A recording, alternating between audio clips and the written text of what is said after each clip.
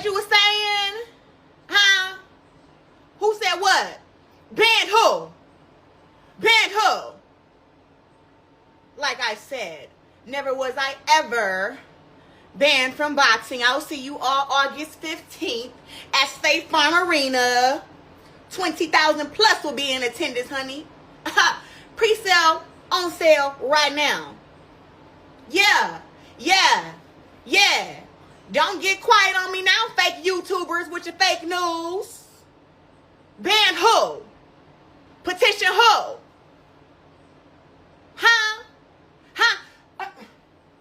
Hey Siri. Hold on.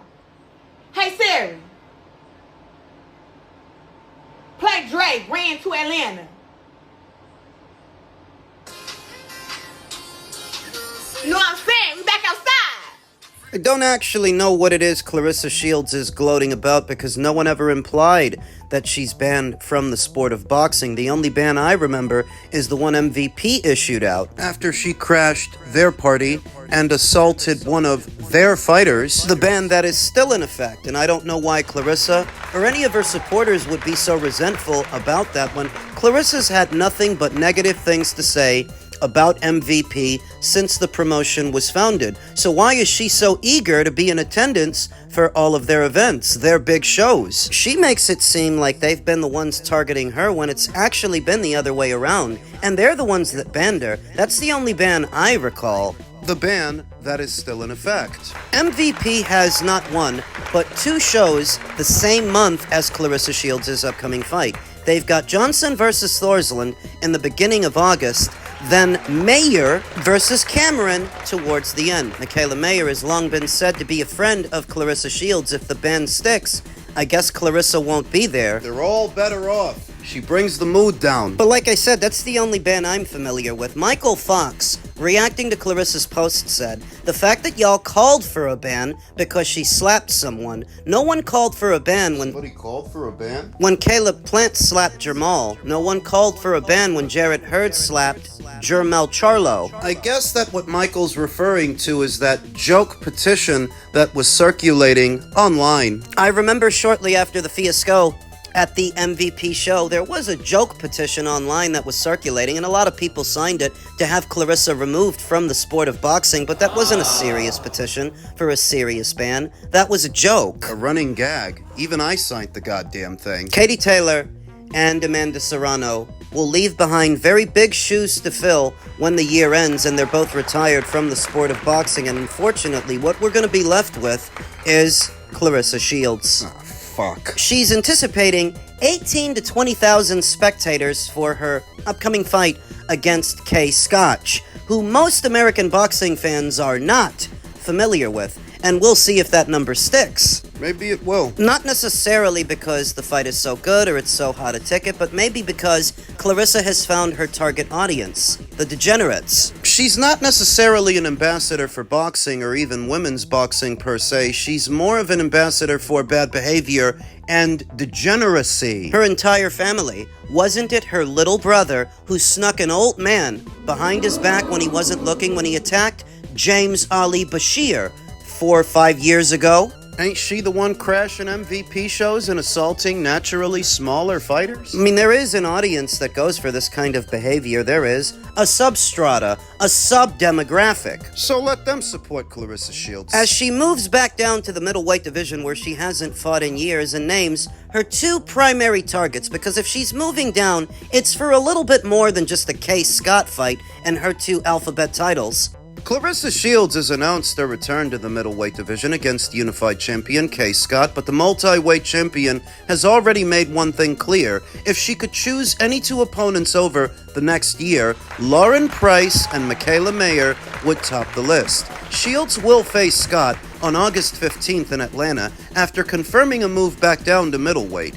A move that could ultimately bring her closer to Lauren Price and Michaela Mayer fights she says she wants the most. The announcement comes after Shields previously told World Boxing News a surprise was on the way. We now know what the surprise is, and I'm still skeptical as to whether or not she can get to both of those fights. One of those fights, I think she can get, but the other? I'm not so sure. Asked which fights she wants the most beyond her next assignment, the Flint-born superstar did not hesitate.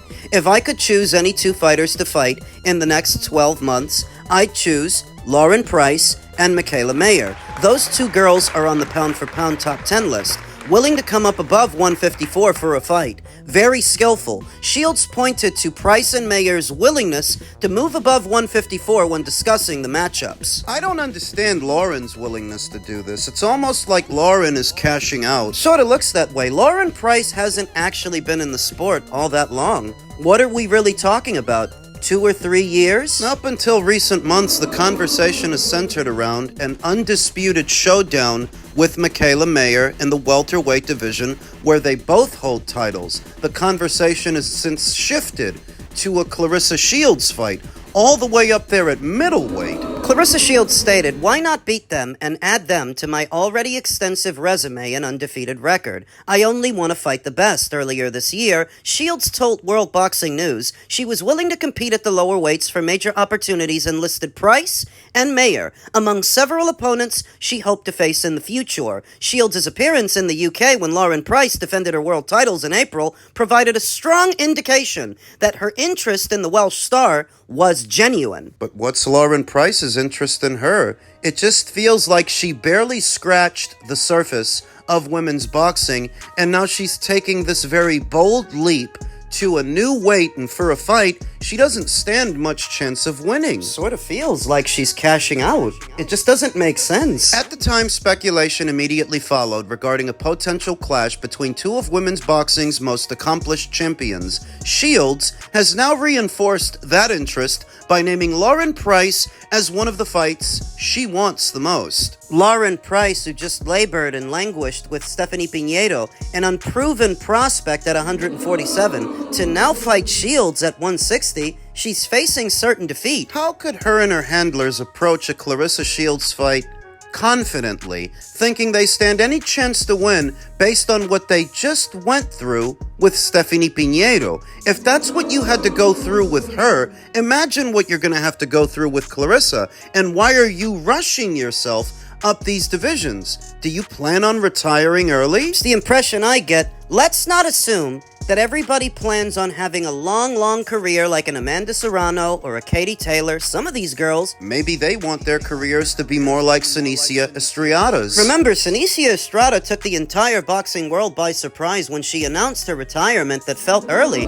because she was only in her early 30s. Following her win over Yo Costavalle and becoming undisputed minimum weight champion, people didn't expect that immediately after that, Senicia Estrada would call it a career. It felt premature. And maybe Lauren Price is of a similar mindset to where she doesn't want to still be boxing in her mid to late 30s, so she's cashing out? It's one way to look at it. Rushing yourself up to a new weight to take on a big name, especially when you don't stand much chance of winning, it looks like you're rushing yourself into a big fight in pursuit of a big purse, one big enough that you could retire on.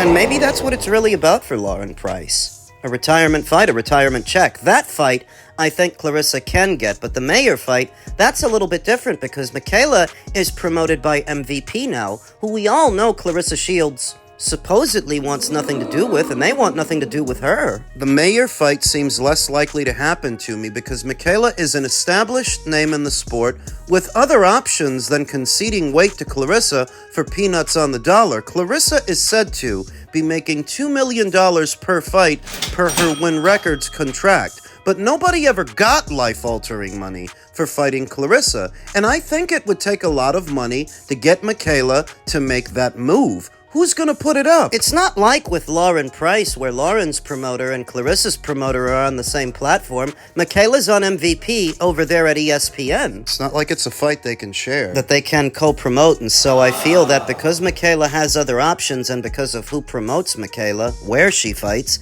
she's got other options that maybe that Shields fight doesn't happen.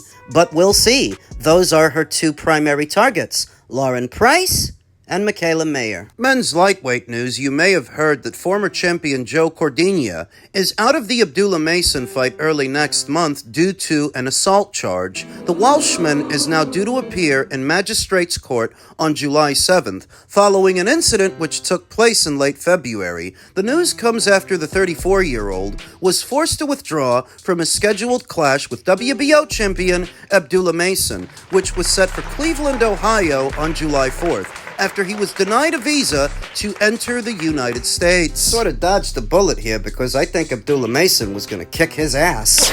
A statement released by South Wales Police, reported by Wales Online, said 2 men have been charged in connection with an incident outside of Pentwyn Service Station, Pentwyn Road, Cardiff, on February 27th of this year. Joe Cordina, 34, from Pontprynel, has been charged with assault and threatening a person with an offensive weapon in a public space. He is due to appear at Cardiff Magistrates Court on July 7th. James O'Brien, 32, from Pentwyn, has been charged with assault and is due to appear at Cardiff Magistrates Court on July. Cordina, the ring's number 10 rated lightweight, had attempted to obtain his visa to travel earlier this month, but confirmed on Wednesday that it had been denied. On a video uploaded to his Instagram, he said, "Just to let everyone know that I'm not gonna fight, it's not injuries. I've seen a lot of reports saying injuries, but there's no injuries. I've had a great camp and I was meant to fly over this week. A couple of days back, I went to the US Embassy in London and they basically denied me a visa. I tried to explain certain things and I had all the paperwork to back it up and they weren't having it. They basically told me, you're not getting in. It's out of my hands and I'm absolutely gutted. To become a 3-time 2-weight world champion plus fight for a world title in America was a goal of mine. I feel bad for Abdullah, but obviously myself as well." As reported by The Ring on Wednesday, 22-year-old Abdullah Mason, 20-0 with 17 KOs, will now make the first defense of his world title against unbeaten Albert Bell in the main event at Cleveland's Wallstein Center. Up until recently, Albert was tied to an IBF final eliminator opposite the ring, Andy Cruz, which we talked a lot about. My skepticism as to whether or not Andy Cruz could handle this assignment. It seems that these boys are dodging bullets all over the place. Joe Cordina dodged a bullet not being able to fight Abdullah because he was going to lose. And Andy Cruz might have dodged the bullet not having to fight Albert Bell because he might have lost. He's still coming off the upset loss to Raymond Murataya for what was Raymond's IBF title. He was vying to get back in position by fighting Albert. Now it seems Albert has left him high and dry and without a dance partner because he's going to be fighting for a full title. Forget about an eliminator. Sporting a professional record of 28 wins with no losses and no draws, 9 knockouts, Albert Bell is not only an unbeaten fighter and a short notice opponent going in, but he's not actually a short guy. This is one of the more statuesque fighters you'll find anywhere at or around lightweight. You're talking about a guy, 135 pounds, stands in at about 6'1". The exact opposite of what Abdullah Mason was going to be facing in Joe Cordina, where Joe is a smaller fighter, moving up in weight, not that big a guy. Albert Bell is a fucking giant! Sporting a professional record of 20 wins with no losses and no draws, 17 knockouts, Abdullah Mason,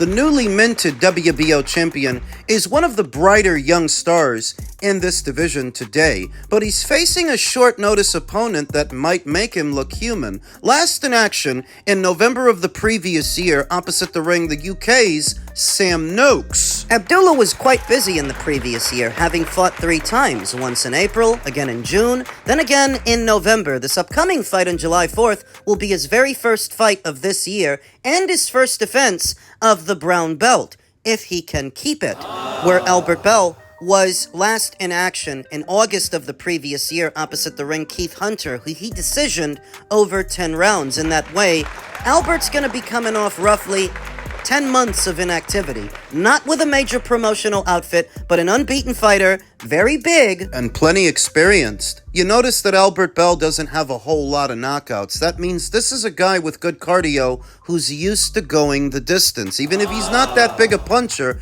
that doesn't mean he's not a threat. As a short notice opponent, he might be, because he's the exact opposite of what Abdullah Mason was training for. Abdullah was training for a little guy, moving up in weight. That's not what Albert Bell is. We saw A similar situation when Tim Kazoo was scheduled to fight Keith Thurman. He's getting ready for a smaller guy. He ends up opposite the ring, the exact opposite of a Keith Thurman, a fucking giant in Sebastian Fundora. And we see how that worked out for Tim. You can pinpoint that first fight with Sebastian Fundora as the moment everything started going wrong for Tim.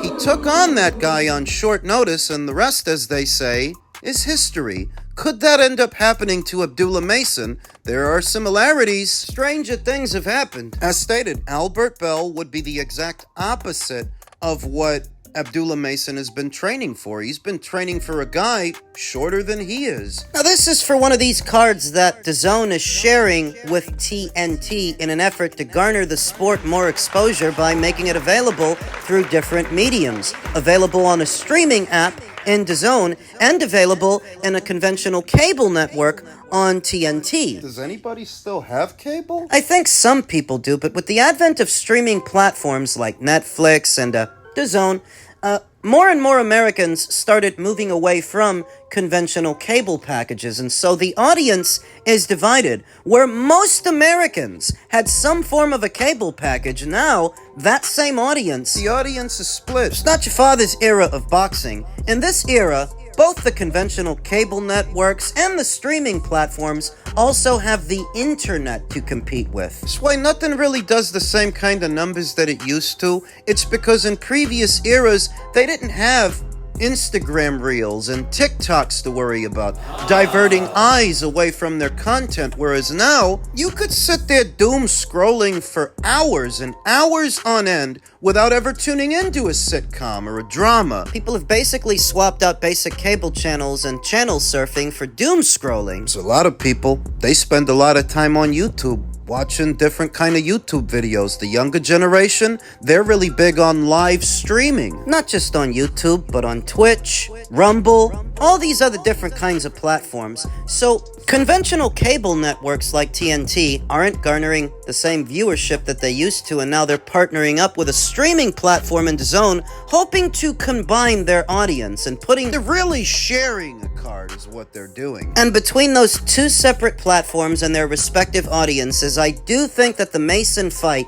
the Mason versus Bell fight, will get attention. People will be tuning in. But as stated, a short notice opponent who is the exact opposite of what you were preparing for, there's a lot of room in there for things to go wrong, if nothing else, for Abdullah Mason to look human, because he's looked human before. He could look human again on July 4th. We'll talk more about it as the fight date approaches.